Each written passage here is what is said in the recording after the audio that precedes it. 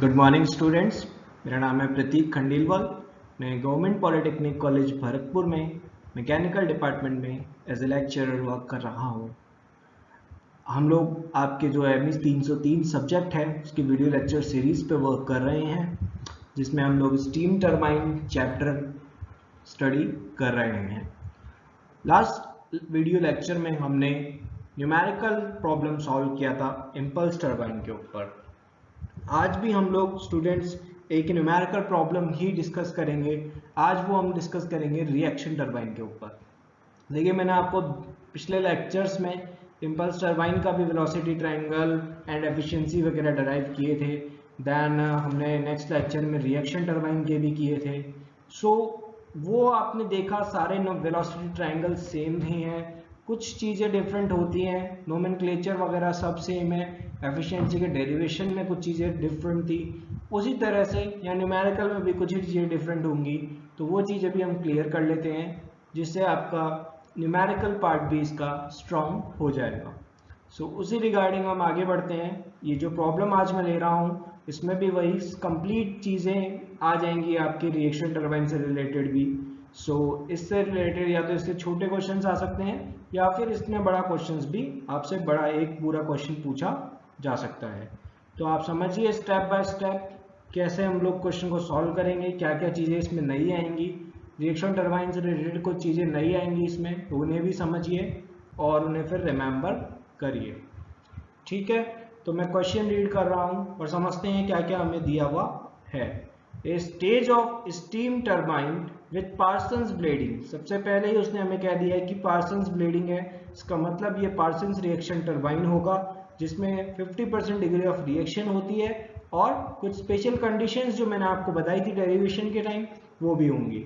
Delivers a dry saturated steam eight 2.71 बार। ये हमें condition दी हुई है कि ड्राई सैचुरेटेड स्टीम है 2.71 बार पे डिलीवर कर रहा है वो from fixed blade at 90 metre per second. तो ये कह रहा है कि fixed blade reaction blade turbine हमने पढ़ा था, हमने ये समझा था वहां पे देखिए नोजल्स की जगह फिक्स्ड ब्लेड होती हैं, तो फिक्स्ड ब्लेड और मूविंग ब्लेड की सीरीज लगी होती है वहां पे इक्वल नंबर में। और उसके बाद अब ये वहां पे वही कह रहा है कि फिक्स्ड ब्लेड से निकल रही है 90 मीटर पर सेकेंड पे और मूविंग ब्लेड पे वो आ रही है। इसका मतलब यही हमारी कौन सी वेलोसिटी हो गई है, एब्सोल्यूट वेलोसिटी ऑफ स्टीम, जो कि होती है v1। The blade height is 40 mm। अब हमें ब्लेड की हाइट भी दी हुई है, ये क्यों दी हुई है, कहाँ काम आएगी हम आज क्वेश्चन में देखेंगे अच्छे से। And the moving blade exit angle β2। Moving blade angle जो होता है एग्जिट पे वो β2 होता है, वो हमें दे रखा है 20 डिग्री। तो देखिए यहाँ पे मैंने गिवन में भी साथ के साथ देखते जाइए, v1 आपको दे रखा था, लिख दिया हमने, b2 आपको दे रखा है 20 डिग्री। आप ये जानते हैं लेकिन ये पार्सन्स रिएक्शन टरबाइन है, तो जो b2 होगा वो किसके बराबर होगा, अल्फा 1 के बराबर होगा यहाँ पे। तो अल्फा 1 और β2 जो दोनों होंगे वो किसके बराबर हो जाएंगे, 20 डिग्री के। आगे क्या दिया हुआ है हमें, the flow component of the velocity. जो फ्लो कंपोनेंट आपको मैंने समझाया है, फ्लो और एक्सियल कंपोनेंट कौन सा होता है, vf। तो vf क्या होगा, वो 3/4 टाइम्स ऑफ u होगा, 3/4 टाइम्स ऑफ u। तो वो भी हमने यहाँ पे लिख दिया है। देखिए u ये जहाँ पे फ्लो कंपोनेंट जो होता है वो रिएक्शन टरबाइन में अधिकतर सिमिलर रहते हैं, vf1 और vf2, इसीलिए यहाँ पे ये रेशियो हमें दिया हुआ है। Steam is supplied at the rate of 9000 kg per hour. Steam की सप्लाई जो मास फ्लो रेट हमें दे रखी है 9000 kg पर आवर दे रखी है। देखिए कुछ नहीं है, इसे हम सिंपल इसको 3600 से डिवाइड करते हैं तो हमें मास फ्लो रेट जो मिल जाएगी 2.5 kg पर सेकेंड मिल जाएगी। तो हमें ये सब डेटा दिया हुआ था। The effect of blade thickness can be neglected. Blade thickness की जो इफेक्ट है उसको नेग्लेक्ट किया गया है। कैलकुलेट रोटेशनल स्पीड m, जो रोटर की रोटेशनल स्पीड है आरपीएम में वो हमें निकालनी है। पावर डेवलप्ड हमें निकालना है। ब्लेड एफिशिएंसी हमें निकालनी है। Enthalpy drop of steam in this stage हमें निकालना है। उसके लिए हमें दे रखा है specific volume of steam at 2.7 bar in dry saturated condition is 0.6686 metre cube per kg. तो ये हमें स्पेसिफिक वॉल्यूम दे रखा है, इसको भी हम देखते हैं कि कहाँ पे यूज कर सकते हैं और उस तरह से हम लोग आगे काम करेंगे। तो देखिए सबसे पहला स्टेप स्टूडेंट्स मैंने आपको बताया था कि सबसे पहला हम लोग क्या करेंगे, वेलोसिटी ट्रायंगल्स ही ड्रॉ करेंगे। उससे क्लियर आइडिया मिल जाता है कि क्या है हमारे पास और क्या हम उससे निकाल सकते हैं। तो नेक्स्ट स्टेप मेरा वही रहेगा, वेलोसिटी। ये देख सकते हैं आप वेलोसिटी ट्रायंगल रिएक्शन टरबाइन के लिए सिमिलर चीजें हैं, वही नोटेशंस हैं, बस आगे बात करते हैं कैसे इन्हें सॉल्व करेंगे। अब फर्स्ट ऑफ ऑल हम लोग इनलेट वेलोसिटी ट्रायंगल में से देख रहे हैं साइन अल्फा 1। इसका साइन अल्फा 1 अगर हम देखें तो VF1 डिवाइडेड बाय V1 हमारा आएगा। ये जो इसका साइन आएगा ये डिवाइडेड बाय ये। तो हमारे पास जो V1 हमारे पास है, अल्फा 1 हमारे पास है, तो यहाँ से V1 हमें मिल जाएगा 90 साइन 20 डिग्री, जो कि है 30.78 मीटर पर सेकेंड। अब VF हमने निकाला क्यों है, क्योंकि हमारे पास फ्लो कंपोनेंट का रेशियो है ब्लेड वेलोसिटी से। तो VF अपॉन U जो हमारे पास था वो 3/4 था। तो वहां से जब हम VF की वैल्यू रखेंगे तो वहां से U की वैल्यू हमें मिल जाएगी 41.04 मीटर पर सेकेंड। ये हमारी आ चुकी है ब्लेड वेलोसिटी। लेकिन हमसे क्या पूछा गया है, हमसे पूछा गया है, देखिए ब्लेड वेलोसिटी ये मैंने आपको बताया था जब डेराइव कर रहे थे, πdn/60 होती है।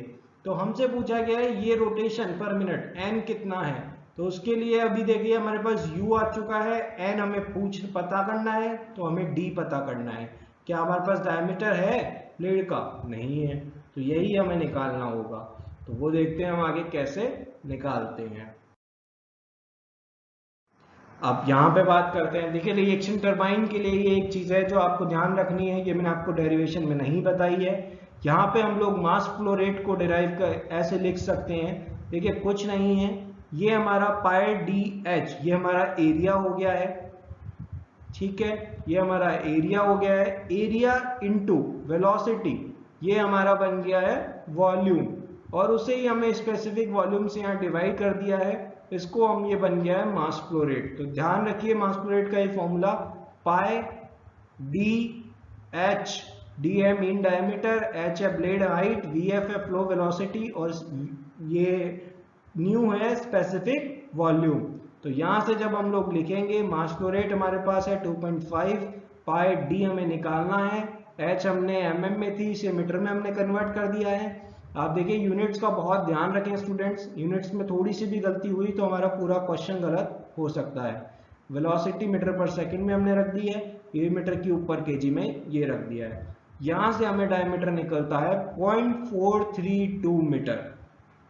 अब डायमीटर को हम वहीं रखेंगे, u के एक्सप्रेशन हम जानते हैं πdn/60 से, u की वैल्यू हमारे पास है pi into D into n/60, n हमारा हो गया है 1813 rpm, 1813 रोटेशंस पर मिनट या रिवॉल्यूशंस पर मिनट, ये हमारा n निकल चुका है। अब हम पावर डेवलप्ड हमसे पूछा गया है, तो उसके लिए हम लोग, मैंने आपको बताया था कि वेलोसिटी ट्रायंगल की कंपोनेंट्स को आप निकालिए वेलोसिटीज को। तो उसके लिए आप मेनली जो क्या चाहिए होता है, हमें VW1 चाहिए होता है और VW2 चाहिए होता है। VW1 जब हमारा होगा वो हम ट्रायंगल से लिख सकते हैं V1 cos अल्फा 1, तो वो हमारा हो जाएगा 90 cos 20 डिग्री, जो कि निकलता है 84.57 मीटर पर सेकेंड। इसी तरह VW2 की बात करें जब, तो वो बनेगा हमारा VR2 cos beta 2 minus U। अब VR2 देखिए ये है पार्सन्स रिएक्शन टरबाइन। तो पार्सन्स रिएक्शन टरबाइन में आपको पता है जो स्पेशल कंडीशंस होती हैं वो क्या कहती हैं कि VR2 जो होगा वो V1 के बराबर होगा, बीटा 2 जो होगा वो अल्फा 1 के बराबर होगा। तो V1 cos अल्फा 1 आ जाएगा इसकी जगह ऐसे के ऐसे और माइनस में U, और V1 cos अल्फा लोग VW1 लिख सकते हैं। तो वहां से हमारे पास VW2 की वैल्यू आ जाएगी, और डायरेक्ट हम जब पावर यहां से लिखेंगे तो वो लिखेंगे m dot VW1 plus VW2 into U। VW1 की वैल्यू पहले निकल गई थी, VW2 की वैल्यू निकल गई, इंटू U की वैल्यू हमारे पास है। तो पावर की जो वैल्यू हमारे पास आ जाएगी 13.14 किलो वॉट। और यहीं से अब आगे बात करेंगे जब ब्लेड एफिशिएंसी की। तो ब्लेड एफिशिएंसी को आप जानते हैं हम लोग कैसे डिफाइन करते हैं, work output divided by energy input. अभी ये क्या है, वही चीज है इनपुट। यहाँ पे ये मैंने आपको डेरिवेशन के वक्त भी बताया था कि इनपुट यहाँ पे डिफरेंट होता है। क्यों? क्योंकि यहाँ पे जो काइनेटिक एनर्जी होती है v1/2 वो तो होती ही है, लेकिन रिएक्शन टरबाइन में जब ब्लेड से पास करती है स्टीम तो वहां पे एक काइनेटिक एनर्जी और इसे प्रोवाइड की जाती है, जो कि इसके प्रेशर ड्रॉप की वजह से होती है। तो वो निकलती है Vr2² minus Vr1² divided by 2। तो अब यहाँ पे जब हम बात करें Vr2 को हम V1 ही लिख सकते हैं, तो ये बन जाएगा V1/2 plus V1/2 minus Vr1/2, और ये बन जाएगा V1² माइनस Vr1/2। लेकिन अब यहाँ पे हमारे पास V1 तो है, Vr1 की वैल्यू नहीं है, तो Vr1 के लिए हम वापस वेलोसिटी ट्रायंगल से ही जाएंगे। वेलोसिटी ट्रायंगल से हम लोग लिखेंगे Vr1² equal to V1² plus U² minus 2U V1 cos alpha 1। तो यहाँ पे हमारे पास सारी वैल्यूज हैं, V1 की वैल्यू है लिख दी है, U की वैल्यू भी है minus 2 of UV1 cos alpha 1। यहाँ से हमें Vr1 की वैल्यू मिलती है 53.3 मीटर पर सेकेंड। यहाँ से एनर्जी इनपुट में हम जब डालेंगे इक्वेशन में तो एनर्जी इनपुट जो हमारा निकलेगा वो निकलेगा 16.69 किलोवाट हमारा। तो अब देखिए ब्लेड एफिशिएंसी के लिए दो चीजों की जरूरत थी, वर्क आउटपुट या फिर पावर, जो कि हमारे पास पहले से आ चुका है, एनर्जी इनपुट वो भी आ चुका है हमारे पास। अब डायरेक्टली हम दोनों को डिवाइड करेंगे और हमारी मिल जाएगी एफिशिएंसी। ब्लेड एफिशिएंसी और डायग्राम एफिशिएंसी जो मिल जाएगी वो हमें 0.786 मिल जाएगी, और 78.6% भी इसको हम बोल सकते हैं। अब देखिए एक लास्ट एंड फाइनल चीज उसमें पूछी थी, enthalpy drop of steam in this stage. तो ये भी आप ध्यान रखिए कि एंथैल्पी ड्रॉप क्या होगा। ये एंथैल्पी ड्रॉप है जो ब्लेड के ऊपर हो रहा है, तो वो कितना आएगा Vr2² माइनस Vr1²। तो Vr2 को हम डायरेक्टली V1 लिख सकते हैं, तो ये V1² माइनस Vr1² हो जाएगा 90² माइनस 53.3 का होल स्क्वायर।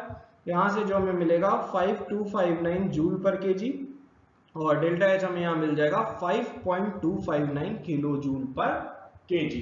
तो ये हमें जो भी पूछा गया था रिएक्शन टरबाइन के अंदर वो हमने कंप्लीट किया है। सो देखा आपने स्टूडेंट्स, यहाँ पे कुछ नई चीजें थी, एक ब्लेड हाइट थी हमारी, और कैसे हम लोग रोटेशनल स्पीड निकाल सकते हैं, एक फ्लो कंपोनेंट रेशियो दे रखा था वो एक यहाँ पे नया चीज था, और एक एंथैल्पी ड्रॉप ऑफ स्टीम जो हमने निकाला ये एक नया टर्म था। तो इन चीजों को ध्यान रखिए, रिएक्शन टरबाइन से रिलेटेड कोई भी क्वेश्चन आएगा आप इजीली इस तरह से कर सकते हैं। इसके अलावा आपसे कुछ भी वहां पे पूछा नहीं जा सकता है, जो भी पूछा जाएगा वो वेलोसिटी ट्रायंगल में आप अपने सारे वेरिएबल्स के वैल्यू निकाल लीजिए और वहां से आप इजीली बता सकते हैं।